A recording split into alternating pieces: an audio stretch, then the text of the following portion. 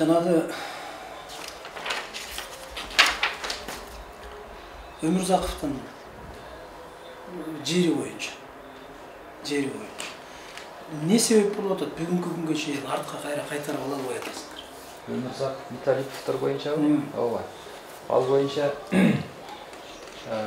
соттун чечимдери чыгып, жогорку сотко чейин барган экен. Жогорку соттон бул жактагы облустун чыккан чечимин күчүндө калтырды. Ооба, облустун чыккан чечими мамлекеттик менчикке өтсүн деген. Ооба, жок, өтсүн деп өттүр. Жанагы 2003-жылы системный каттоо болгон учурда аларга ижаралык тартипте берилген экен. Ошол тартиптеги келишимди жокко чыгарган сот. Жокко чыгарылсын деген эме чыккан чечим. Ошонун негизинде эле калган. Анан биз айыл өкмөт токтом чыгарганбыз өзүбүзгө каттоо боюнчачы. Чыгардык, бирок госрегистрди каттоого алганга барып өлчөгөнү бизге алар тоскоолдук кылып атат. Киргизгенге эме шарт түзүп бербей атат да, мына тоскоолдук кылып комиссия түзгөнбүз. Эмне тоскоолдук? Айыл өкмөттө. Ошол азыркы учурда пайдаланып келаткан ошол 2003-жылда алган ээлери бул жерди биз ага чейин эле иштетип келгенбиз. Мындан кийин дагы иштетебиз. Биздики бул деп киргизбей атат да тартканы. Эгерде кирсеңер биздин жеке менчик үйлөрүбүзгө кирдиңер деген эме менен силердин үстүңөрдөн эме алабыз. Комиссия 3 жолу барды, түзүлгөн өзүнүн өкмөтү. Кандай комиссия түзүлгөн? Барып ошол жерди тактап, тартып, кадастрга. Кимдердин эмеси менен? Кимдер түзүлгөн комиссиянын курамы? Комиссиянын курамында айыл өкмөттөн түзүлдү. Зам комиссиянын төрагасы жер адис, айыл башчы, участковыйлар бар, милиция участковыйлар. Кадастр, архитектор өкүлдөрү бар. Анан кантип ошо комиссияга барып милиция кызматкерлери менен эмнеге кире албаган? Ким тоскоолдук кылып атат? Комиссия мүчөлөрү. Ошол пайдаланып турган ээлер. Кантип бир үй бүлө мыйзамсыз жерди алып атса, анан комиссия соттун чечими турса, мына Ош шаардык сотунун чечими бул. Бул Ош облустук сотунун токтому, мына таптым деп аткан чечими менен. Бул жогорку соттун чечими. Жогорку соттун чечими мыйзам боюнча бул башка жака даттанууга жатпайт туурабы? Мынакей бу жерде арыз башка жака даттанууга канааттандырылсыз калтырылсын деп атат. Аныктама чыгарылган учурдан тартып мыйзамдын күчүнө кирет. Нааразы тарап кассациялык тартипте Кыргыз Республикасынын жогорку сотуна даттанууга укуктуу деп облус сот берип атат. Жогорку сот болсо Ош облустунун административдик сотунун 2020-жылдын 30-сентябрындагы чечими, Ош облустук сотунун административдик иштер боюнча соттук коллегиясынын 2020-25-январындагы аныктамасы күчүндө калтырылсын деп атат. Даттанууга жатпайт. Анан сот чечим чыгарып атса, ал жер мыйзамсыз алынган. Мамлекет өзүңөргө кайтарып алгыла деп. Анан биз ошол жерди кайтара албай эмнеге оора болуп атабыз? Сот аткаруучу департамент бар туурабы бизде? Сот аткаруучу департаментке кайрылгыла. Ички иштер тиги органдарына, райондук ички иштер органдарына кайрылыпсыңар. Эмненин негизинде? Ошол биз бар тактоого тоскоолдук кылууда, тактоо учурунда тактоого киргени соттун чечими турат да. Соттун чечимин кайра жогорку соттун чечимин райондук ички иштер бөлүмүнө кайра карап чыгарган. Жок. Прокуратурага кайрылабыз деп атсыңар. Мына кечээ 2 активист келди да бул жерге. Биз ошол жерге проектсин дайындап атабыз. 4 жылдык мектебибиз 2 километр алыстыкта турат деп атат. Бала бакчабыз толуп калган, орундар жок деп атат. Ошол жерге тиги проект жасап, куралык десек, айыл өкмөтүбүз турган жерди алып бере албайт деп атат. Мамлекеттин эсебиндеги жер. Соттун чечими турат. Мен соттун чечими жок болсо айтат элем, жок, сот чечими чыгарыш керек биринчи, андан кийин гана соттун чечиминен кийин биз алабыз деп. Биз өзүбүздүн турган жерибизди ала албай, эми бир үй бүлөдөн эмне десе барып тиги киргизбей койду деп коркуп атабыз. Андай болбойт да, бизде күч структуралары бар да. Милиция бар, прокуратура бар. Барып мыйзам чегинде үйүнө киргизип комиссияны ишти жүргүзгөнгө шарт түзүп бериш керек алар. Ошон үчүн мамлекеттик орган да, туурабы? Анан мунун азабынан карапайым эл азап тартпаш керек да. Ошол жерге деген тиги проектиси боло турган болсо, проект түзүлүп, 4 жылдык мектеп курулса, инвестор даярдап атат, бала бакча курат элек деп атат. Эмнеси жаман мыйзам? Силердин өзүңөргө эле жакшы болуп атпайбы иштеген? Сиз канча жыл болду жер адис болуп иштеген? 2014-төн бери иштедим. 14-жылдан бери отурабыз. Булардын убагында сиз иштебейт. Сиздерден мурун берилген.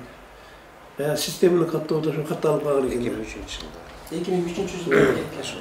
Силер тараптан эмне аракет кылган? Биз тараптан айтылбай жанагы комиссия түзүлүп барган, ал жерде биздин жанагы топосъемщиктер коет, ошол жерде биринчи жанагы съемка тартып бирок жанагы жерде даже баягы милицияны өзгөйлөбөй киргизбей эметкенден анан жеринде акт түзүлгөн экен, ошол актты ошо действительно киргизбей койду, башкага киргизбей атса башкага койсо биздин өз билемдик менен биздин эме киргенге деле эмес жок да. Силерге айыл өкмөт шарт түзүп бериш керек. Укук коргоо органдары шарт түзүп бериш керек.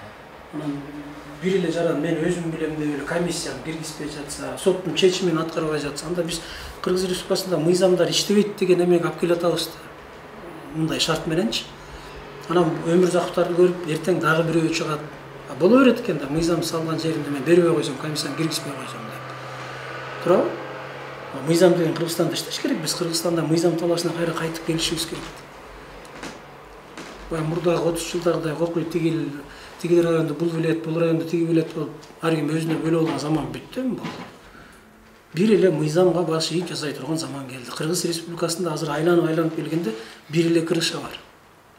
Кыргыз Республикасынын мыйзамдары, ошол Кыргыз Республикасынын мыйзамдарын конституциясынын так сакталышын көзөмөлгө алган Кыргыз Республикасынын президенти. Бүттү. Бизде башка крыша жок мурдагыдай.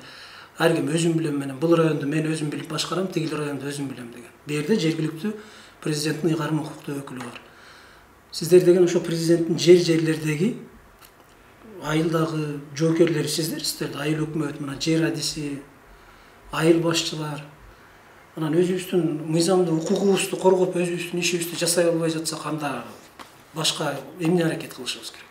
Комиссия түзүлүп, ошол жерге акты түзүлүп, киргизбей койду деп баргандан кийин кандай аракеттер болду? Ошол биз өзүбүздүн комиссиянын курамына кирген участковыйлар бар да, ошолордон эме кыла албагандан анан ровдга жаздык да биз билдирүүнү. Биз ушундай комиссияга барып тактоого тоскоолдук кылуудат. Ошондуктан ушул тактоого тоскоолдук кылгандардын эмесин карап биз тактап алууга көмөк эме түзүп бердиңиздер, шарт түзүп бердиңиздер. Бир ай болду элек жазганыбызга. Бир ай 14-күндө жазганбызга 1 ай болуптур. 1 ай. Канча күндүн ичинде жооп беришкен? Жазгандан кийин алар дагы аткарууга алды. Аткарууга алып, тергөө болуп, тергөөчүлөр барып, бир тергөөчүсүн дайындагандан кийин барып кирүүгө аракет кылды, алар дагы кире албады да. Анан ошонун негизинде биз прокуратурага эме кылалы дедик эле, кайталалы депчи. Жок, эмне себептен кире албай жатат? Себеби? Себеби ошол бомба коюп коюп атабы, же мина коюп атабы, эмне себептен кире албайт? Жок, алардын айтымына караганда комиссиянын барганда эгерде кирсеңер бир дагы силердин үстүңөрдөн мыйзамсыз биздин жеке менчик турак жайга кирдиңер деген эмеде жазабыз деген нерселерди айтты. Жок, жазса жазсын да, силер кирип үйдү тоногон жоксуңар, үйдү өртөгөн жоксуңар, үйдү урдаган жоксуңар, комиссионна кирип акты түзүп, протокол менен баардыгын ченеп, ашыкча жерин мамлекеттин эсебине өткөргөнгө гана барып атасыздар да, туурабы? Үйдү тонобойсуңар, урдабойсуңар, өртөбөйсүңар. Анан ошол да шылтоо бер. Биз кирсек ошого жазам деп койду, анан биз кирбей койдук деген. Бул шылтоо эмес, бул бир жеке кызыкчылык бар да ошол жердечи. Аксакал экөөң карпаган кемпир чалы бар да. Карманча каршы болуп турган да кирбейсиңер деп. Мен өз күчүм менен бу жерде жер ырлаганмын. Илгери деп союзманда тракторчу болуп иштеген эле. Жерин ошо пайдаланып келген экен. Жок, эми ал жер кылып пайдаланып келгендиги жөнүндө документи жок да. Туурабы? Алардын менчиги эмес да. Убактылуу пайдаланып келген экен убагында. Эми ошого аксакал киши Алла Таала ошол ушунча баягы жыл бекер пайдаланып келгендиги менен мамлекетке бир тыйын акча төлөбөй, аренда төлөбөй пайдаланып келгендиги менен ушул Алла сага ыраазычылыгым бар. Кой, мына мыйзам келген экен, мен эми ушуну мыйзам негизинде өткөрүп берейин, менчик айыл өкмөткө берейин деген мамиледе болуш керек эле. Эми ошону туура түшүндүрүп ал кишиге да жеткириш керек да бирөө. Туурабы? Ал түздөн түз айыл башчынын, айыл өкмөттүн, жер адисин сиздердин ишиңиздер. Бир адам ошондо айтып койду, жок биз ошонун негизинде эле коркуп жүрүп атабыз деген маселе болбош керек. Анда биз бүт бардык азыркы жүрүп аткан иштердин бардыгын чечимдерди жокко чыгарып, коркуткандардын заманы кылып, анда кой, тийбегиле жашай берсин деген көчүшүбүз керек да. Туурабы? Мына Нокот районунда жол жасалыш керек. Мына Исфана Разаков шаарына чейинки жол туурабы ош. Бүгүн кызылсызга чыгып кеткен үйлөрдүн бардыгын бузуп атпайбызбы биз? Башкалысына карабай эле мына жергиликтүү бийлик, айыл өкмөттөр, айыл башчылар, райондук администрация биз бар жаман көрүнүп жолдордо үйлөр талкаланып жазып атат. Ал жерде деле чырылдап чыгып атышат. кокуй мен трактордун алдына жата калам, анан башка кылам, тиги бул кылам дегендер. Бирок андай болбойт. Күч структуралары бар. Апа мен атага ошол кары кишилер болсо түшүндүрүп айтыш керек да, барып ченеп алып, муниципалдык менчикке өткөзүп, 4 жылдык мектептин курулушун, бала бакчанын курулушун башташ керек. Канча убакыт керек ушул ишти бүтүргөнгө? Биз азыр ушул сиз айткандай жанагы чечим жокко чыгарылгандан кийин прокуратурага да айттык да, ушундай роодо кайрылык эле ушундай чечимдер гана жокко чыгарылсын деген соттун чечими чыккан. Айыл өкмөткө өткөрүлсүн деген жок экен деп прокуратуранын кызматкерлерине мен кайрылдым өзүм. Айтсам предписание беребиз дейт. Ошол жер айыл өкмөтүнө өтсүн деген. Ошонун негизинде кеңири жанагы тоскоолдукка карабастан кирип, эгер киргенге тоскоолдук кылса адамдар, алардын аракетине юридикалык укук берип, баа берип каттап, как положено мыйзам чегинде эме кыласыңар деген мени айтты. 3 күн болду сүйлөшкөнүм прокуратура менен. Бул мындай да баштапкы документ бар да. Туурабы? Ошол жер 2003-жылы буларга өтүп кеткенге чейин өткөн эмес, булар мындай эле алып пайдаланып келишкен. Ошого чейин эмне деп жүрөт? Айыл өкмөттүн менчиги деп турабы? Буларга токтом жок да чыгарылып берилген айыл өкмөттөн ушуларга өтсүн деген турабы? Анан первичный документ туруп атпайбы? Биринчи документ бул мамлекеттин менчиги деген. Ага кайра дагы предписаниянын эмне кереги бар ал? Жогорку соттун чечими айтып атат. Ошол нерсе күчүн жоготсун дагы тигилердин эмеси арыксыз, канаттандырыксыз калтырылсын деп атат, туурабы? Бул деген ошолордун мыйзамсыз иш-аракети токтотулсун деген сөз да соттун чечими.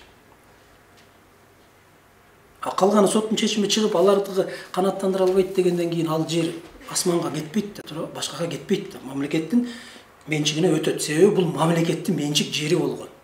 Анан ошону эле басып алып эле анан кийин жок, мен ушуну иштеткем, жер кылгам деп эле тура берсе болбойт да. Эгер мыйзамдаштырып кызыл китебин чыгарып өздөрүнө алып алганда анда бир жөн болчу. Жок, мыйзамды буза албайбыз, кызыл китеби бар экен, сот менен чечебиз деп. Мына ушул даже эчтеке кагазы жок, сотко чейин барып, мына жогорку сотко чейин барып, анан чечим кабыл алынып атпайбы? Канча убакыт аткарасыңар могул соттун чечимин мынакей. Соттун чечими турат. Айылдын эли талап кылып атат. Бизге жерди алып бергиле, мамлекеттин менчигине киргизгиле, биз инвестор тартып, проектин түзүп, курулуш ишин баштайбыз деп атат. Болушунча бүгүндөн баштайбыз. Азыр баратып эле органдарга жолугуп, бүгүндөн баштап аракетти кылабыз. Эң тез убакыттын ичинде бүтүрөбүз. 1 жума ичинде болсо, 1 жума ичинде. Май айынын ичинде болду. Мына бүгүн 27 болуп калды. Азыр эми биринен 9 күндүк эсалы болуп калат экен. Мамлекеттик органдардын көбү иштебейт. Май айынын ичи, май айынын аягына чейин толук түрдө документально кирип, комиссионно барып, ал жөн эле жаш баланын шылтоосу. Ата менен апа үйгө киргизбей жатат деген. Милиция кызматкерлери бар, күч структуралары бар, сот аткаруучулар бар. Бүт мыйзам чегинде барып, акты менен кирип, комиссионно кирип, жерди ченеп, документин өткөзүп бергиле, госрегистр толугу менен силерге оформуп жетип, госакты алгыла дагы мамлекеттик муниципалдык менчик алат. Анан ошонун негизинде анан жана курулуш иштери, улам көчөгө чыгып аткан активисттер, алар дагы ушун үчүн келип атпайбы? Эгер бул болбосо келбейт эле да. Ошол мен иш кылайын мамлекет үчүн, айыл үчүн иш кылайын деген адамдарга бергиле. Курсун. Мектепти курсун, бала бакчаны курсун, ачылышын жазайлык, ошол жердеги муктаж үй бүлөлөр балдарын берсин. Кичинекей балдар мектепке кирсин, туурабы? Бул чоң жеңиш да, чоң байрам да жергиликтүү бийлик үчүн. Келгиле ар бирибиз мыйзам чегинде өзүбүздүн укуктарыбызды билеличи. Бу жерде коркуп отуруунун эч кандай бир негизи жок. Бүт чечилген, жогорку соттун чечими турат. Болду, жогорку соттун чечими ар жака даттанууга жатпайт, кассация жок ал жерде. Чечимди чыгарып берип атат, алгыла деп. Анан калган эми силердин өзүңөрдүн эле ишиңер да. Болбосо ошол күчкө салып, милицияга жеткирип башка кылбай эле ата менен апа менен сүйлөшкүлө. Карып калган кишиси болсо тууганы бар, башкасы бар, айткыла, түшүндүргүлө. Балдары көп киши. Баланын ыраазычылыгы деп өткөрүп берсин. Балдары көп болуп, эгер каршылык көрсөтүп, силердин бирөөңөрдү муштап, уруп же комиссиянын мүчөлөрүн бир нерсе кылып кийимин тута турган болсо, мыйзам алдында жооп берет балдары. Корко турган бир жерде эмне бар биз? Мыйзам алдында жооп берет. Биз мыйзам чегинде эле аракет кылабыз деп атабыз, туурабы? Силер мыйзамсыз барып бирөөнүн үйүн басып алабыз деп аткан жоксуңар.